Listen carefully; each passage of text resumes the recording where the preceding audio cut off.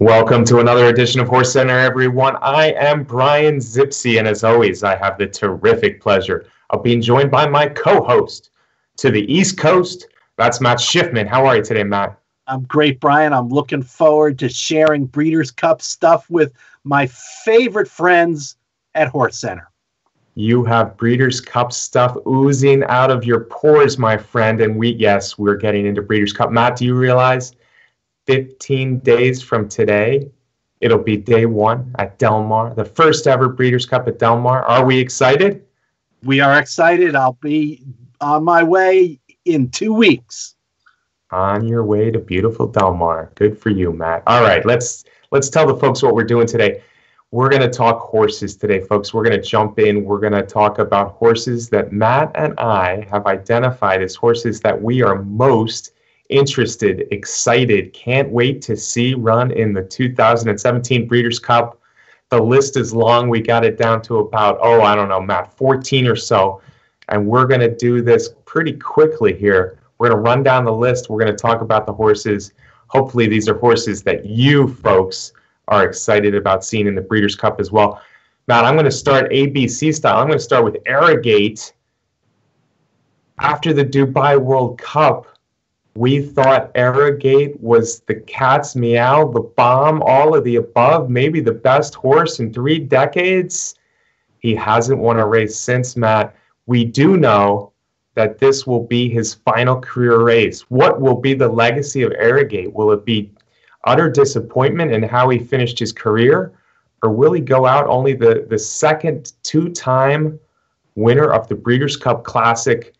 And he'll be the richest horse in training anyway, or retire as the richest horse in American history. But is he going to go out a winner and pad those stats even more? Matt, what say you? Oh, I think that's very interesting, the way you presented it, Brian, that those are the two scenarios. A horse that will turn into a huge disappointment, or a horse that will join a list of rare accomplishments, two-time classic winners. I don't know, Brian. I'm as confused as everybody. But if you're asking me to commit myself, I am going to say that Arrogate will not win the Classic. Yeah, I'm kind of leaning that way too, Matt. I'm leaning against, and I guess this is why I'm so interested in seeing Arrogate before he goes off to stud, is because the two possibilities are pretty severely, drastically opposed of each other. Either a 3-race losing streak, and everybody wondered whatever happened to the great Arrogate, the horse that won 7 in a row, that looked so good in those big races, Travers Breeders' Cup Classic, Pegasus World Cup, and of course that Dubai World Cup where he stumbled out of the gate and got pushed way back to last, and then easily ran down Gunrunner, who looks to be his main competition in this Breeders' Cup Classic. But if he can win his last race, the Breeders' Cup Classic, the richest race in America, save the new Pegasus World Cup, I think we look at him in a whole new way, and everything lost in the last couple of races is regained again. So for that reason, I can't wait to see what Arrogate does. Yeah, and add on to that, he'll add another big chunk of money to his earnings and zoom way, way past everybody in terms of career earnings. So it is a fascinating dichotomy there of possible finishes for Arrogate. But Brian, in the Classic, then there is, and you've mentioned him already, then there is Gunrunner. Gunrunner, who, has been a picture of consistency throughout his career, all 3-year-old year and into this year. You're hard-pressed to find a bad performance from Gunrunner. And then, of course, as a 4-year-old in 2017, he's just gone way beyond saying a consistent horse. He has done every single thing well this year. Every single thing in the plan of the connections, the Winchells and Steve Asmussen this year has gone to a T, perfectly scripted. Can Gunrunner continue like that? He looks absolutely spectacular training at Santa Anita. Matt, a little over 2 years ago, I made a bet on a first-time starter. It was a racy-looking little chestnut son of Candy Ride at Churchill Downs. Of course, his name is Gunrunner.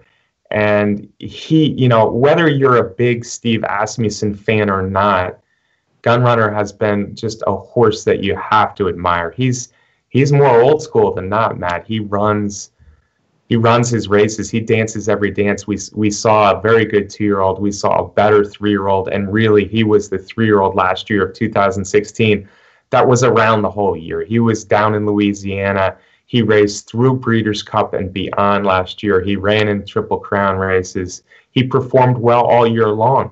It never, not once, did it look like he was the best 3-year-old in the country last year. However, he was one of the best 12 months all year long, and we like to see that in this age of less racing and retiring early. We like to see a horse like Gunrunner, and as you've alluded to, what a year at 4. If not for that monstrous performance at Maidan by Arrogate, Gunrunner would be a perfect 5 for 5 and 5, save maybe the Razorback, his first race of the year, 5 really big races. He's dominated lesser competition now in the Baffert trio that starts with Arrogate and Collected and West Coast. He's got his most serious competition. He's got his most serious distance of 10 furlongs.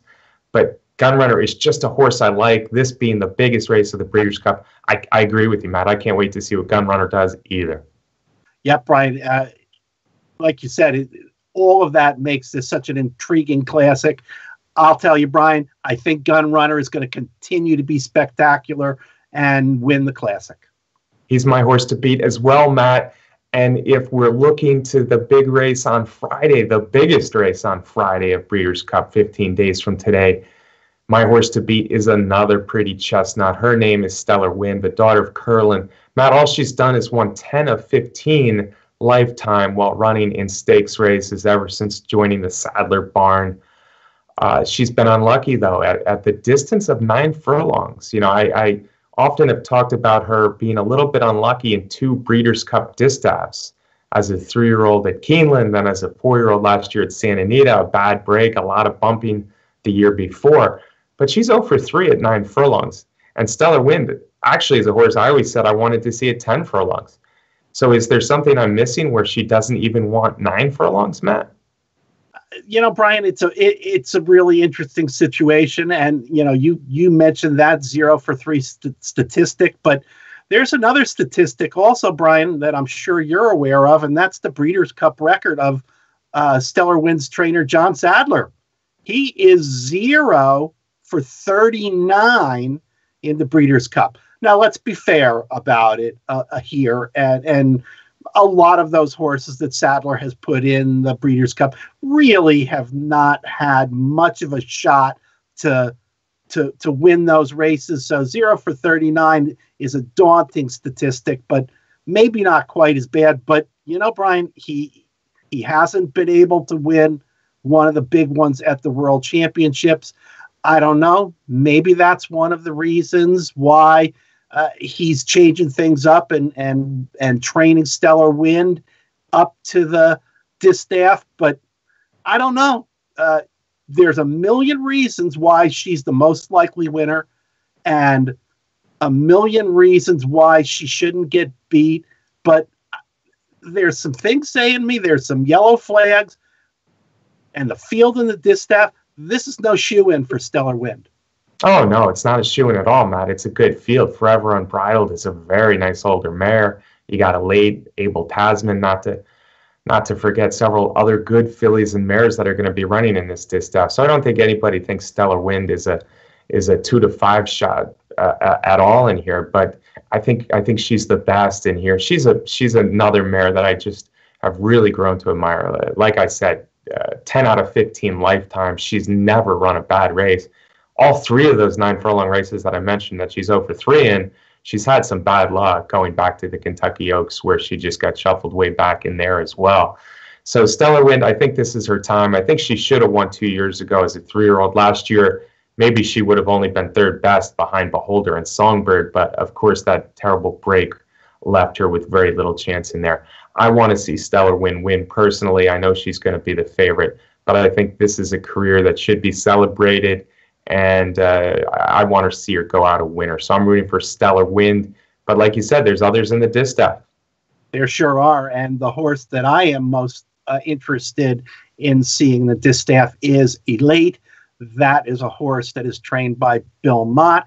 Bill Mott is the king of the Distaff. He has 5 career wins in the Distaff already. He's done it with 3-year-olds. He's done it with older horses. He's done it with horses that are favorites and horses that are big prices.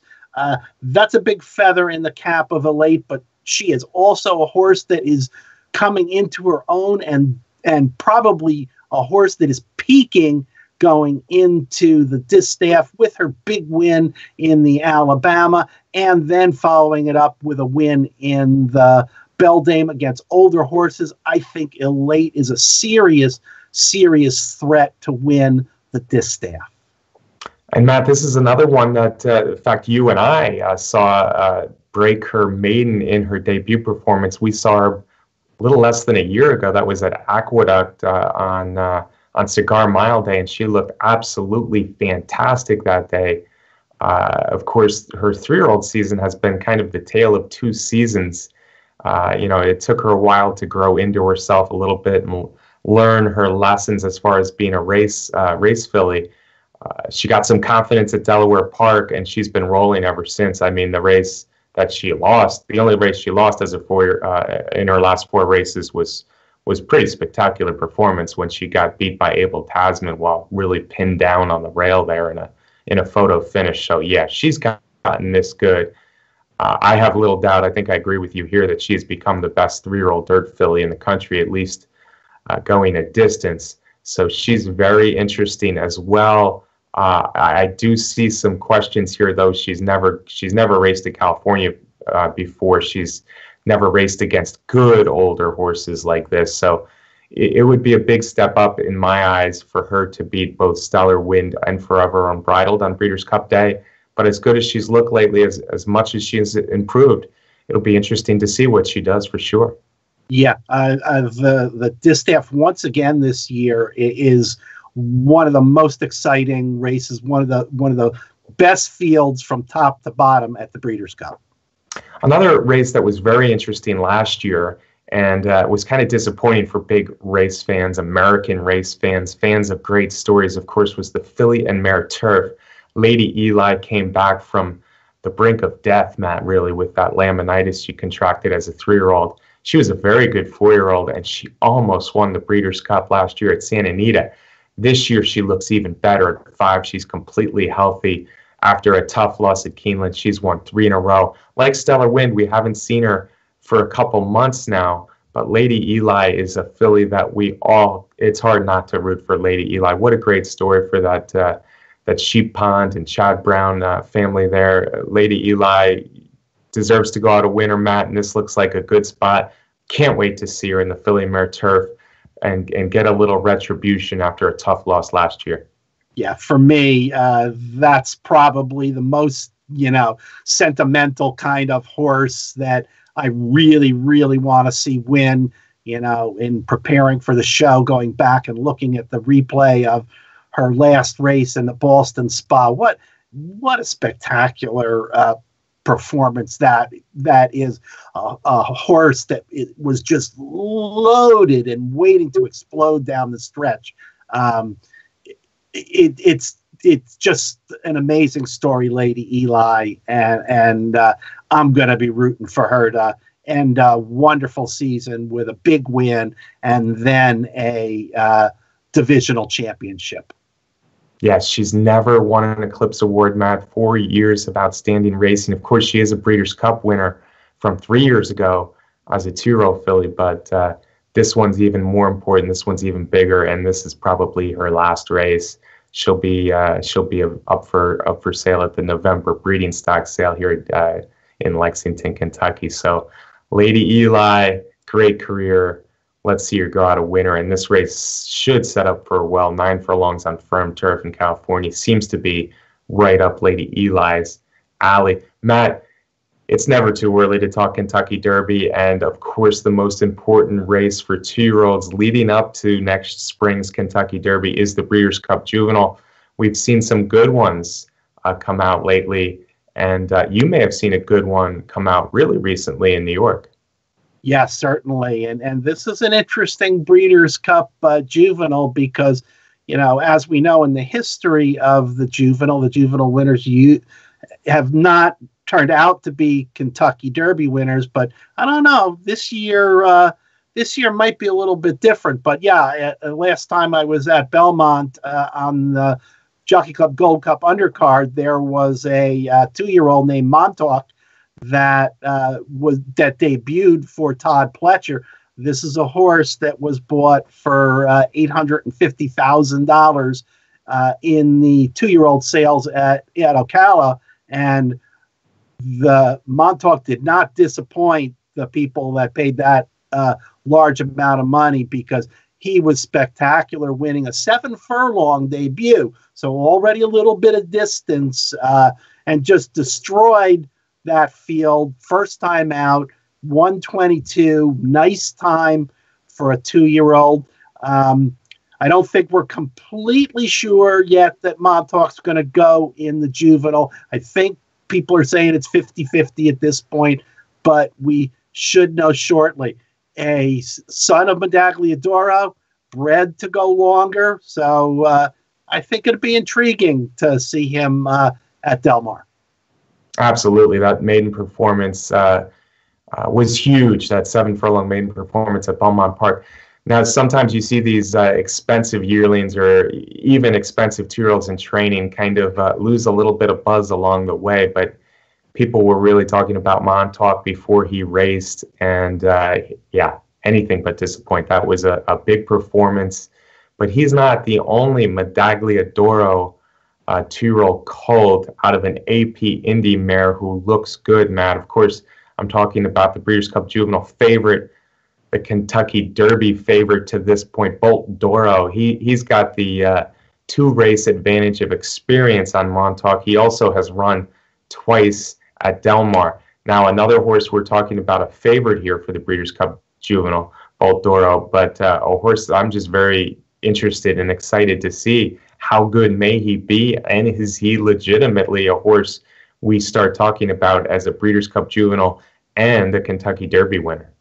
Yeah, I think for a change, I think this is a horse that could very well be a Kentucky Derby contender. You can get Bolt Doro. You can get 10-1 on Bolt Doro in Las Vegas right now, and I don't know, that sounds pretty good at this point. And the home course advantage at Del Mar, and traditionally in these 2-year-old races, turns out to be a little bit more of a significant thing than with the older horses.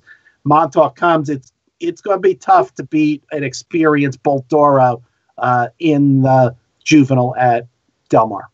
Agreed. 2 exciting looking sons of Medagliadoro, though, that we're looking forward to in the Juvenile. Bolt Doro has looked better with each start. He's already a 2-time Grade 1 winner, so he for sure will take some beating in the Juvenile. But it might be a horse that we're talking about next May, next June, so that's exciting. Matt, another interesting race, and I think it's a good mix of 3-year-olds versus older horses. We're kind of looking at the 3-year-olds a little bit in the Breeders' Cup Dirt Mile. Yeah, we sure are. And one of the horses that I'm interested in seeing is a New York-based horse. It's a horse you and I, Brian, have talked so much about on HorseCenter, and that is Practical Joke. He's a terrific horse, and as we know, going around 1 turn, he's been pretty much invincible. Going around 2 turns, hasn't gotten to the winner's circle quite as much as going 1 circle, but this is a horse that has not run any bad races, and looking back at that, at his run in the Haskell, he could very well easily have won the Haskell going 1 1/8 miles. I'm interested in Practical Joke in the Dirt Mile. I think we'll get some decent odds in there in that race, considering some of the older horses and the California-based horses that are going to be in the dirt mile. Absolutely, Matt. There's some very interesting older horses. We suspect More Spirit might be favored off a long layoff. So there are a lot of betting options in here, which makes Practical Joke someone with some odds. And it's kind of funny, his record, 5 for 5 at one turn, 0 for 5 at 2 turns. Obviously, he's run well at 1 turn, 5 for 5, and he's won some big races. But on the other hand, like you mentioned, he's run very good races going farther than the 1 turn. Those 2 turn losses, he's run nothing but well, including a 3rd in the Breeders' Cup Juvenile last year and a 5th in the Kentucky Derby at 1.25 miles. Bring him back to a mile with some speed in here. I do see some speed. I suspect that the pace will be solid in the Breeders' Cup Dirt Mile, 2 turns. I think it sets up pretty well for Practical Joke. And he's a very interesting 3-year-old, but he's not the only interesting 3-year-old in the field. I know we're looking at Battle of Midway a little bit, but Pavel is a horse I might be as excited about as anyone moving forward to 2018. Pavel has had a very interesting start to his career, so I can't wait to see what Pavel does in this Breeders' Cup Dirt Mile. And again, Brian, I think we're talking again about a quality 3-year-old that you're going to get some good odds on. He battled tooth and nail down the stretch in the Jockey Club Gold Cup, excuse me, folks, going 10 furlongs, battled with Keen Ice, a wily veteran, and hung in there to get 3rd and just fade a little bit to Keen Ice, and cutting back to the mile distance in the dirt mile should be a little bit of an easier task for the talented Doug O'Neill runner. Super talented, Matt. 4 races, and what he's done from a maiden sprint all the way to the Jim Dandy in his 2nd race. He ran well there, an absolute romp over decent horses at Parks and the Smarty Jones. And then to go in the 10 furlong Jockey Club Gold Cup against older horses and run as well as he did. I don't think people realize how well he truly did run in that race. I know he was 3rd. I know the New York bred won the race. The New York bred had things his own way on the lead, Diversify, a nice speed horse. Keen Ice had all the momentum in the world coming into the stretch of the Jockey Club Gold Cup. Say what you want about Keen Ice, but he's a good 10 furlong horse. And Keen Ice should have run by Pavel, but Pavel did not let that happen. Pavel dug in on the turn and really, really ran with Keen Ice the entire stretch. Pavel ran a huge race, only his 4th race. He cuts back to a mile. I think he might be better at distances longer than a mile in the future, but I think this is a nice cut back for him. He still gets 2 turns. He's got that tactical speed. I've never seen a horse run in the Jockey Club Gold Cup with only 3 lifetime races going in, and I thought Pavel accounted for himself extremely well that race. So I'm very excited for Pavel in this race. And remember, last year's runner-up was Gunrunner, a 3-year-old, by the way. But I'm also very excited for Pavel moving forward. Matt, what about the 5 furlong turf, the Breeders' Cup Turf Sprint? The fur has got to fly in that race, eh? That's a good way of describing it, because we got some horses in there that are fast, with capital letters, with bullets, super, super fast. And I'll start by talking about the Christophe Clement runner, Disco Partner, who just has blazed to victory in some sprints, 6 furlongs in 106. This is a fast horse. There's always a pace to run into, but the turf sprint at Del Mar is going to be 5 furlongs, Brian. Yeah, that's not easy for Disco Partner. All of his races this year are 6 furlongs or longer. He's running 105 and change, 106 and change. I've never seen 105 and change before, frankly, for 6 furlongs before. Disco Partner did it this summer at Belmont Park. Obviously, a very, very good turf sprinter for Clement that's only gotten better this year.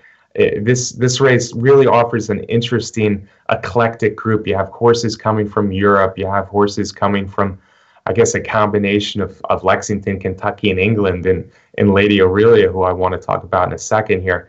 and you have horses coming from all over the country. So it's a very interesting race. And then you have the race within the race, Disco Partner, the old gray male, trying to run down the super speedy 3-year-old filly, Lady Aurelia. Matt, it's hard to believe that she's still only a 3-year-old. She's done a lot of interesting things in her short career, both here in Kentucky and then, of course, abroad. So like you're excited for Disco Partner in this race, you have to be excited to see Lady Aurelia probably at her best distance, Matt, 5 furlongs at Del Mar. Yeah, and like you said, Brian, when we were preparing for the show, I was like, holy mackerel, this horse is only a 3-year-old, because she's been all over the world and run in so many big races. I just, I knew that, but it just strikes you when you see that. And folks, if you're concerned that her big races have been on the straightaway in Europe at Ascot, don't forget that in April this year, in her first start as a 3-year-old, it was at Keeneland, and she did go around the turn, so we know that she can handle that situation. 2 for 2 around the turn at Keeneland, Matt. All of her other races have been in Europe, as you say, but the world's best 5 furlong horse. She's just a wonderful, wonderful turf sprinter, and seeing her beat the males like Disco Partner would be no surprise. I think we owe a friend a mention here, Matt. We're gonna our mutual friend over in England, Mark Hode, is on that group that owns a really nice turf sprinter in their own right, Marcia. Marcia probably is the top European coming over for the turf sprint. So we want to wish Mark Hode and his group, that the elite racing group, good luck in here, although we don't know that she can beat our Americans, Lady Aurelia and Disco Partner. Yeah, that'll be a tough task, but what excitement for our friend Mark to have a horse in the Breeders' Cup. Speaking of sprinting, the Breeders' Cup Sprint is coming up, an interesting race. Matt, there's a ton of horses that are fast out of the gate, want to be on or near the lead early. So we're both kind of excited to see another one. Yep, we're looking forward to Mind Your Biscuits in the Breeders' Cup. We all know that Mind Your Biscuits is probably at his very, very best going 7 furlongs, but just going back and watching some replays and seeing Mind Your Biscuits win over in Dubai in the Golden Shaheen, which had a huge field, and he was pretty far back, and it was 6 furlongs, and he mowed down a very nice field down the stretch to win that race easily. So don't think 6 furlongs is a major stumbling block for Mind Your Biscuits. Matt, I'd rather see a come-from-behind sprinter go 6 furlongs with a lot of speed than 7 furlongs with less speed. And that's what Mind Your Biscuits is going to find in the Breeders' Cup Sprint. Now, a lot of this list, we've been looking, Matt and I are handicappers, we're fans, we're writers, all of the above. We've been looking at this list more from a fan perspective than anything, I think. Maybe the Breeders' Cup Dirt Mile, we gave you some horses with a little odds. But I think Mind Your Biscuits is one of the horses I'm very interested in, both as a fan, but especially as a bettor, because I think we're seeing that classic, what have you done for me lately? Mind Your Biscuits is coming off his only poor race in a while, and I think he's bounced back. I think his trainer has given every indication that he wasn't completely happy at Saratoga even before he lost, and now he's a much happier horse, given all that speed with horses like Drafong and Roy H. and several others in there that are going to be out near the lead early.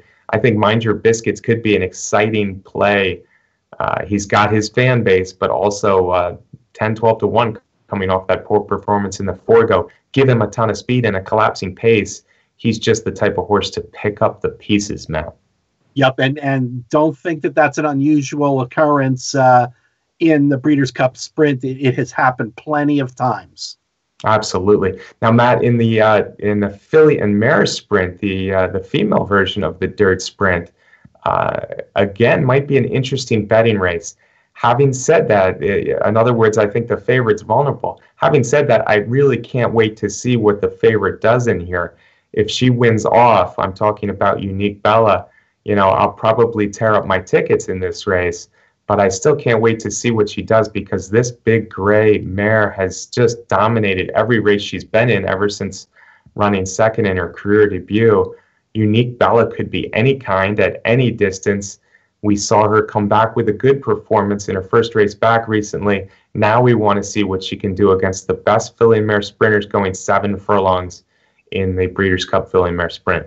Right, and fans keeping in mind that the big difference with the filly and mares is that their sprint is 7 furlongs, and the that distance is something that should suit Unique Bella very well. But as I think Brian is alluding to, we're looking at probably one of the shortest prices of the Breeders' Cup weekend on Unique Bella.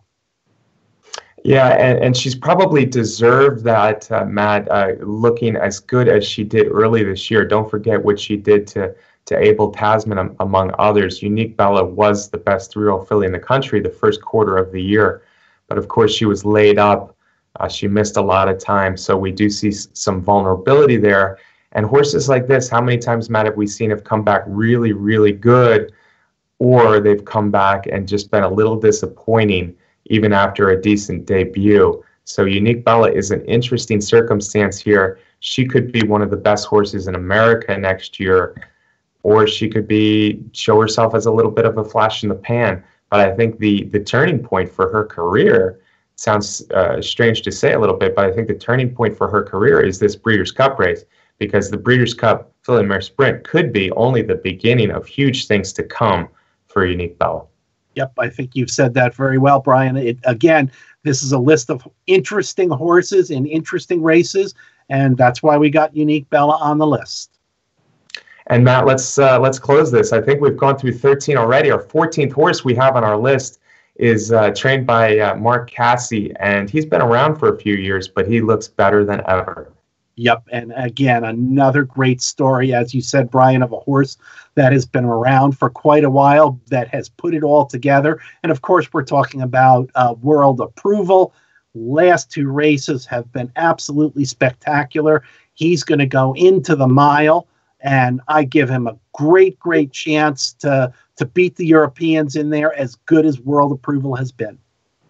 Absolutely, Matt. And it's interesting because last year, mostly he was running longer. He ran some 9 furlong and shorter races, of course, but a lot of races last year where he was running 11 furlongs or so, and he was competitive in almost all of them. He was running well enough to consider him for all the big distance turf races. But this year, he's been toned down. He's been brought back to shorter distances in all but one of his races. And he's won them all. He won early at Pimlico this year in the Dixie. But like you said, the 4-Star Dave, which I saw in person in a rainstorm at Saratoga, and then the Woodbine Mile, really, really good tactical speed. World Approval has never been better.